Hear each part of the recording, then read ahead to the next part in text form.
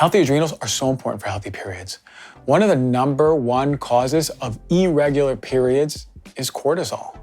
High amounts of cortisol shot out by the adrenal for a long time creates a big problem. Now, on top of that, when you start your period, cortisol is already boosting up and elevating. So imagine if you have chronically high levels, just how dramatic that boost is right around your period. All right, it's that time of the month, and just like every month, the symptoms are showing up.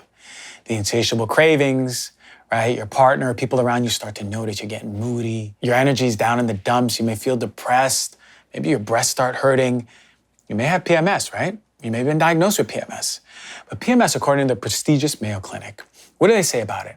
It has a wide variety of signs and symptoms. Some of them I just mentioned above. And it's estimated that as many as 3 out of every 4 women who are menstruating have some form of PMS. And sometimes it can get really bad, and 5% are suffering from something called severe premenstrual dysphoric disorder. Some of you might have heard of it. It's called PMDD. But regardless, this is when the body is out of balance and we need to really bring to the attention, what is it? What can we do? Now, the signs and symptoms of PMS can occur even 10 days before a period, but they usually happen in a predictable pattern, right? At this point, you all have it jotted down. You know what's gonna happen every single month. You know it's probably gonna be a 3 out of 10, 4 out of 10, maybe a 10 out of 10, and you prepare your body and your mind. But what are some of the common emotional behavioral signs and symptoms that we see with PMS? Well, some of the mental ones, tension or anxiety, depression, right? Crying spells, mood swings, irritability or anger, appetite changes or food cravings, very common. Trouble falling asleep, some of you have insomnia. How about withdrawing socially, which I actually don't think is a problem? Poor concentration, changes in libido. What about physically? Joint or muscle pain, headaches, fatigue, fluid retention. You might notice some weight gain, bloating, very common. Breast tenderness, very common. Acne flare-ups, we see a lot of this, constipation or diarrhea, and even intolerance to some foods or alcohol. Vision changes, respiratory changes. So if you identify with any of these and no one has ever diagnosed you with PMS, you may have PMS, especially if it's happening every single month. And if you know you have PMS and these are happening every single month, just wait and listen further because we're gonna get to the bottom of many things. And PMS has become so normalized that we accept it as a regular monthly occurrence, and it's just something that you gotta deal with. And we become really good at dealing with it. And I say we because I feel for you women on this, right? Become really good at dealing with this. So what the heck is going on? So I got good news and bad news. Now for me, I like the bad news first. So the bad news is medicine doesn't really know what the cause of PMS is and or how to really treat it. The good news is that there's naturopathic and functional doctors right now that can help you heal. So we in our medicine believe that PMS is multifaceted. As we expect, yeah, there's hormonal changes. So what are the hormones involved? Estrogen and progesterone, these are the 2 main ones, right? And I'm gonna go more into detail with this later, so sit on this one. We also see increases in aldosterone or ADH, right? Aldosterone coming from the adrenals and ADH coming from the brain.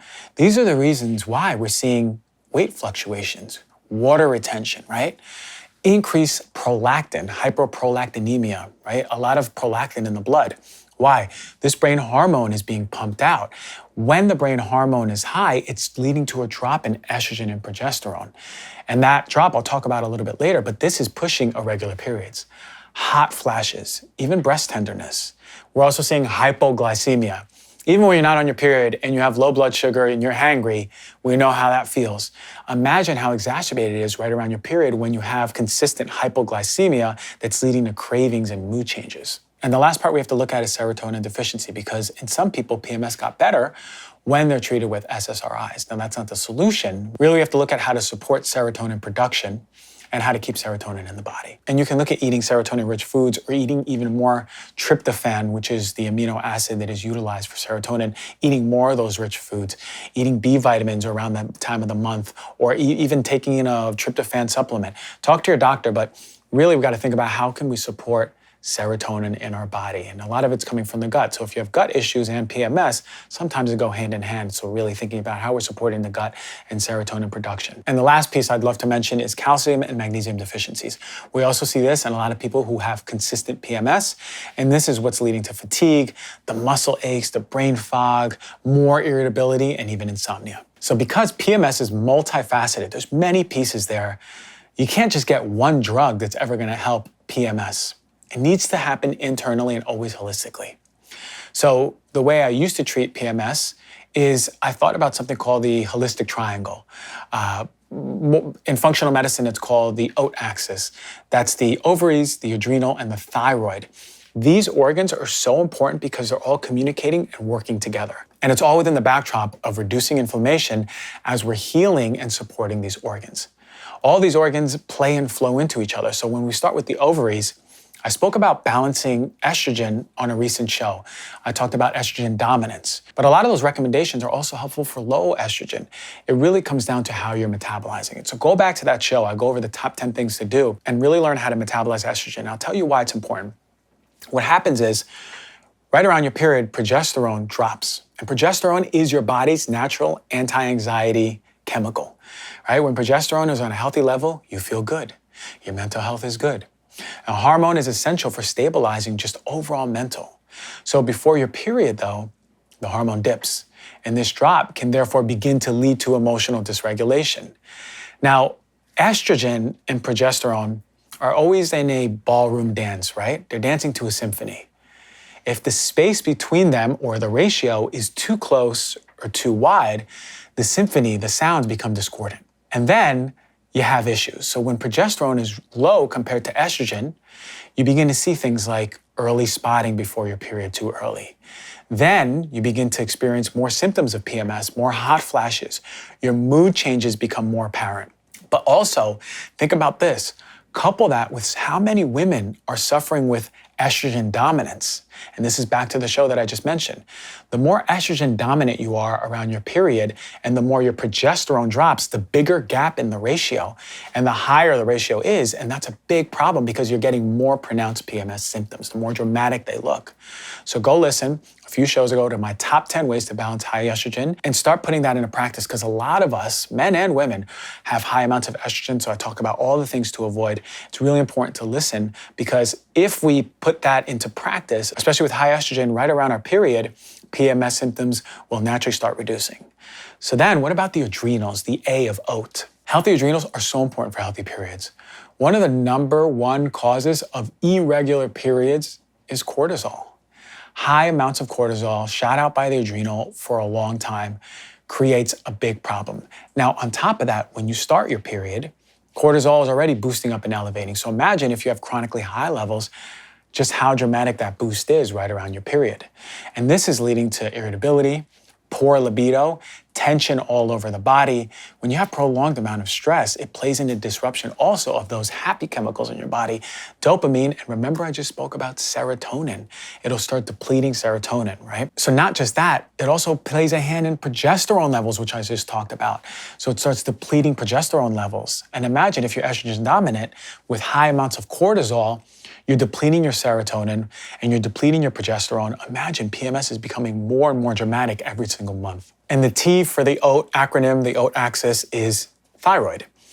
The more of a gap of estrogen and progesterone that I just mentioned, the more that there's thyroid dysfunction, the more it's working harder. Remember, I mentioned they all playing together.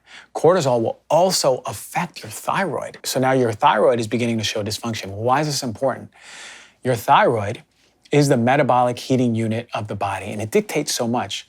Too much or too little of thyroid hormones dictates how your menses look, right? So if you have light or heavy or irregular periods, your thyroid has a big, big hand to play in this. A disease of the thyroid can actually cause amenorrhea, where you actually fully lose your period. So, with all that said, how do we support these organs? What are my top tips for balancing your PMS symptoms? One of my number one ones, stop drinking caffeine. Cortisol dysfunction is so high for so many of us. And if we're relying on caffeine to really get us going, pushing our adrenal hormones, start moving to things of lower caffeine, like green tea, or maybe even mushroom coffee, where you don't have any caffeine, decaffeinated coffee, things that are not really pushing your adrenals. You gotta protect your thyroid. When I think about thyroid and thyroid health, I think about a few things: inflammation, infection, blood sugar, stress, and toxins. So when we talk about inflammation, we want to turn down the heat. Remember, the thyroid is the body's internal heating unit. So counterintuitive would be, why would we go in a sauna? Well, it's because it's reducing inflammation. So start getting your body comfortable in discomfort, especially with heat and cold. Cold plunge will increase, for temporarily, your stress hormones, but it'll cause a depletion in them or a dropping of them right after. So a really good way to start reducing inflammation in the body is practicing those things, getting back to nature, right? Grounding, really important. We know this is an anti-inflammatory in the body. Seeing the sun, getting good sleep, all those things that we know that are cheap, that are free, start reducing inflammation. Also, make yourself turmeric and ginger juices. Make a little shot in the morning. Those are amazing spices for reducing systemic inflammation.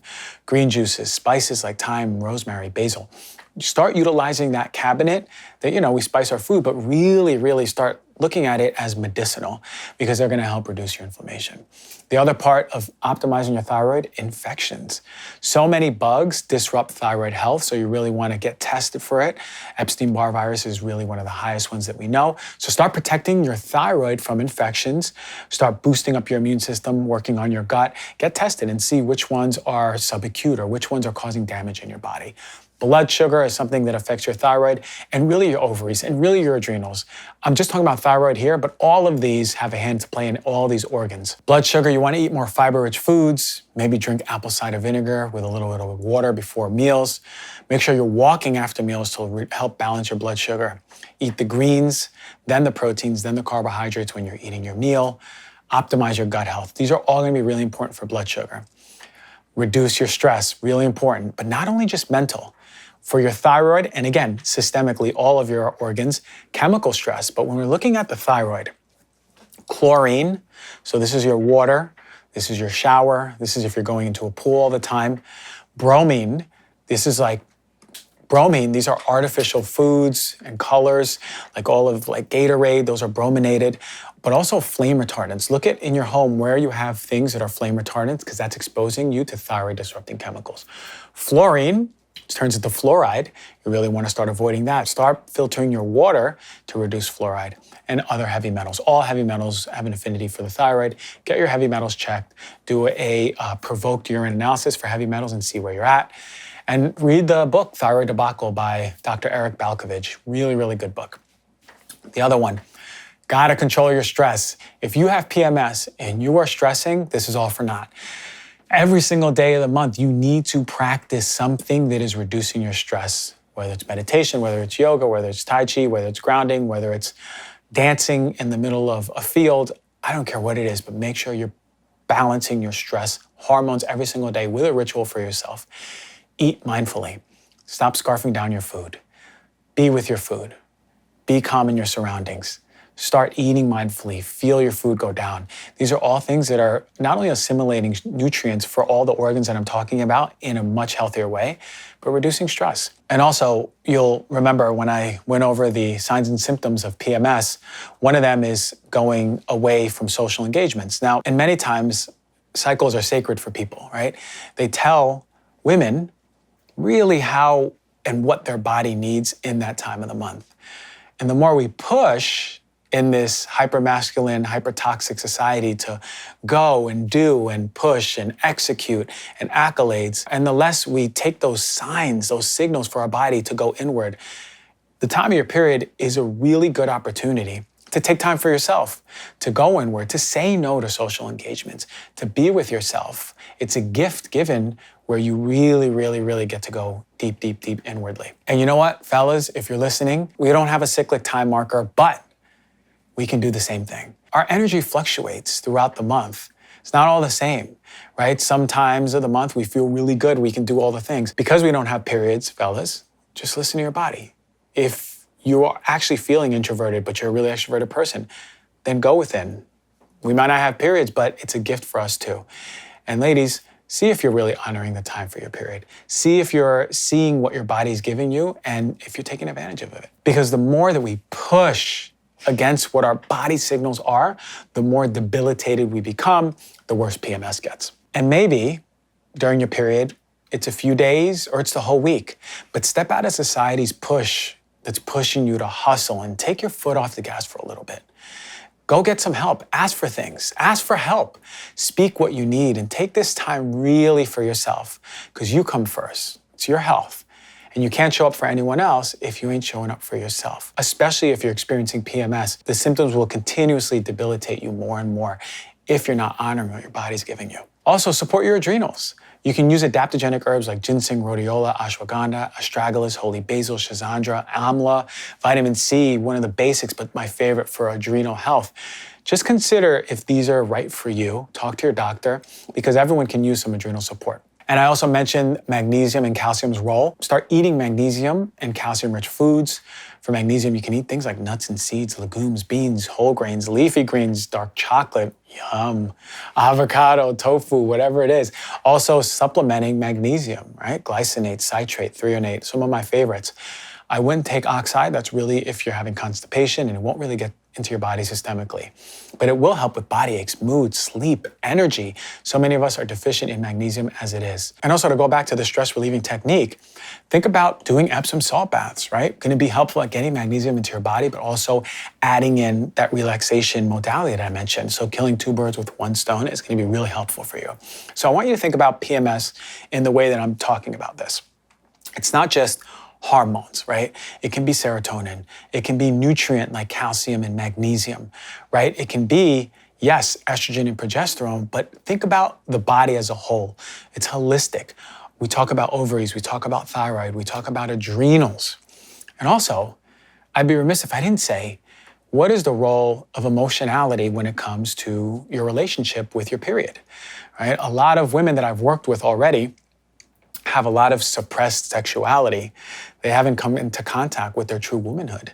They've denied their womanhood. Society has denied their womanhood, so naturally they've denied their own. So what is the role of your sexuality? Are you repressing? Are you not stepping into your sexual power and saying, hey, yes, look, I'm a sexual being and I love sex? Do you have a connection with your flow, right? Because it's so important to understand that you're always connected to your body, and the part of your body that is dysfunction is actually screaming out for a deeper connection. So yes, we can take all the supplements, we can eat all the good food, you can take all the hormone tests, but that is all for naught if you're not connecting deeply to what your reproductive system is telling you. And from the reproductive system is your sexual energy. That is your sexual power. So think about it. Are you denying your sexual self? Or do you consider yourself a sexual being? And if you don't, maybe just stepping into your sexual power can be the main thing that helps you overcome PMS.